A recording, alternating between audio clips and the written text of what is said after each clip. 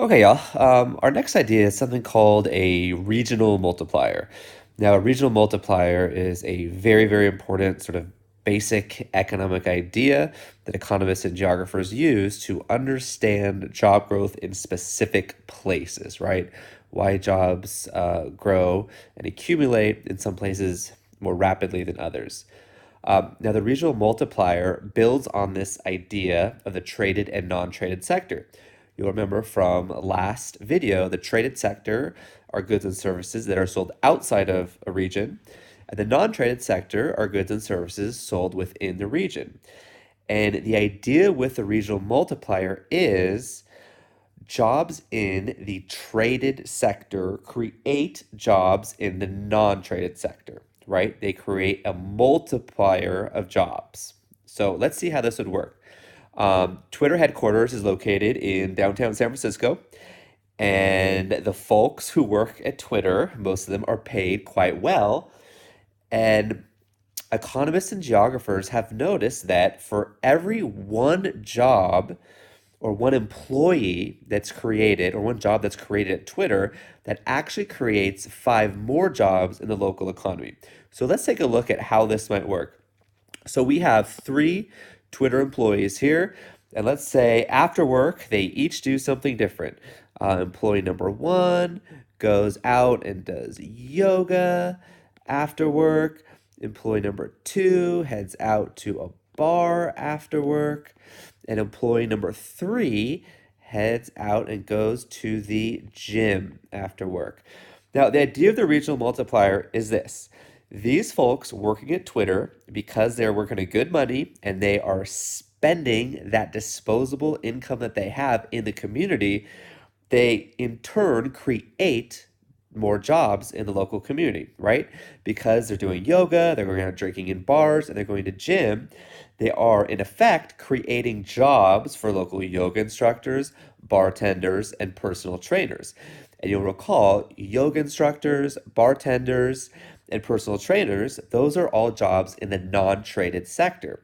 So the basic idea of the regional multiplier is jobs in the traded sector, like Twitter, that are well paying, will create jobs in the non-traded sector, like yoga studios, bars, and gyms.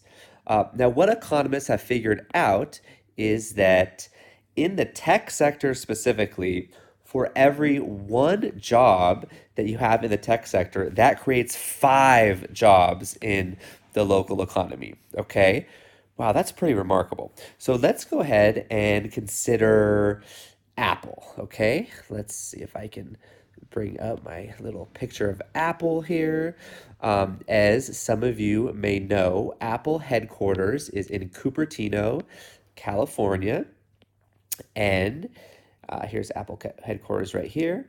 And economists and geographers have found that for every one job that is created at Apple, five more jobs are created in the regional economy. So if you look at the numbers, there are currently 12,000 folks that are employed by Apple in Cupertino, California. And those 12,000 folks who work at Apple create 60,000 jobs in the local economy of the Bay Area. Of those 60,000 jobs, let's see, what's the number here? 36,000 are unskilled, while the remaining 24,000 are skilled.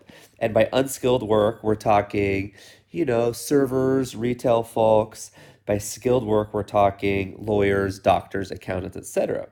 So, not only is it great for the Bay Area to have Apple and those 12,000 high paying jobs, but it really is all about the money that those workers at Apple are spending that create jobs in the local economy. So, really, what I want you to take away from this is how important the tradable sector jobs are, not only for bringing money into the region, but because generally speaking, those employees are paid so well that they spend their money in the local economy and they create jobs in the local economy. Okay. If you were to look at Microsoft in Seattle, for instance, the average employee at Microsoft Office in Seattle makes about $170,000. The average employee is making $170,000.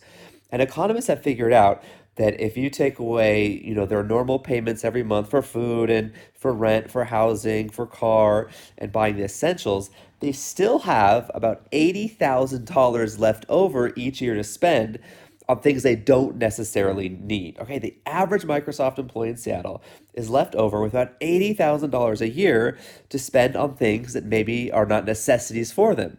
So what do? They buy a lot of coffee, they go out drinking a lot, they see more movies, they go out to restaurants more often, they talk to psychologists more often. They are doing and spending a lot of that extra money they have in the local economy, and that's great because that creates jobs in the local economy. So, California is very, very lucky to have a Twitter, a Facebook, a Google, Apple. This creates so many jobs both in the tech sector and outside of the tech sector.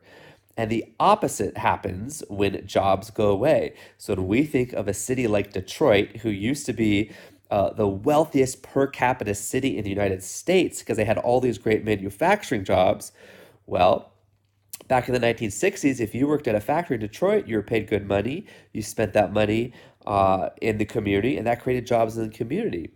But since about the 1970s, those jobs in Detroit have disappeared. Those manufacturing jobs have disappeared. And the rest of those jobs that supported the manufacturing jobs have also disappeared as well. So when you lose jobs in the tradable sector, when a city loses jobs in the tradable sector, it's incredibly devastating.